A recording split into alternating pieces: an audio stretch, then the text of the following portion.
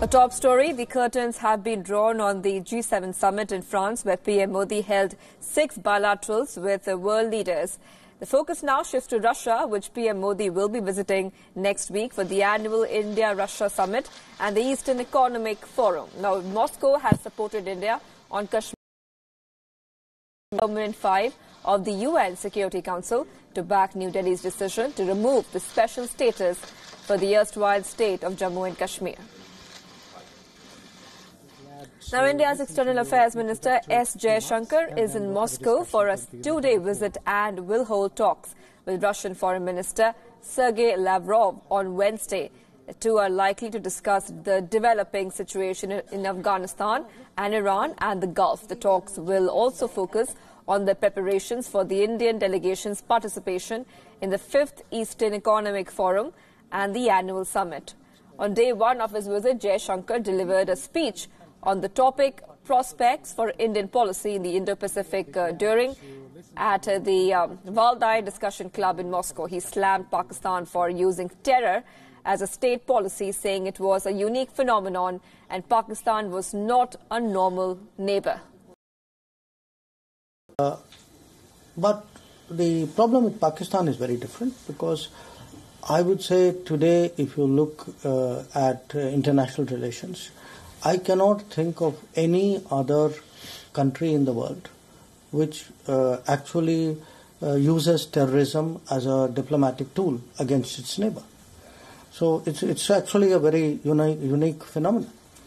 We have struggled to have normal trade.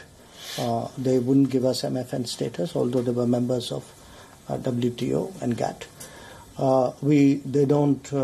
They wouldn't allow connectivity from India to Afghanistan, Afghanistan to India. So if you have a neighbor who would not trade with you normally, who will not allow you connectivity, who thinks that using terrorism as a means of pressurizing you is okay as a policy, this is not a normal neighbor. So I think we have that. We will find ways of dealing with it. I mean, it is obviously there are complicated political and historical reasons for it.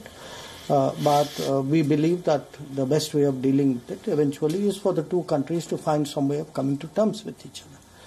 Now, Jaishankar also touched upon India's ties with China and said that the relationship is complex, but it's a relationship of the future. The entire purpose of diplomacy and negotiations and interactions is, as I said, to maximize your convergence, minimize your divergence. Now, in the particular cases that you mentioned, I think the two relations are very different, China and our relations with China, our relations with Pakistan. With China, it's a complex relationship, but I would argue that in many ways, it's China is today among our top 2 trading partners, depending on how you kind of calculate the numbers. We deal with China in a whole range of issues. China is a partner with you in BRICS, in SCO. We discuss pretty much everything under the sun with China. We have an annual summit informal summit at the leadership level. So, and I think there is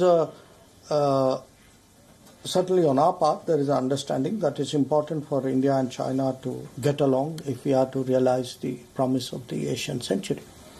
We have issues of differences also with China, including a boundary dispute. We don't hide it. Our effort is to sit down and solve it.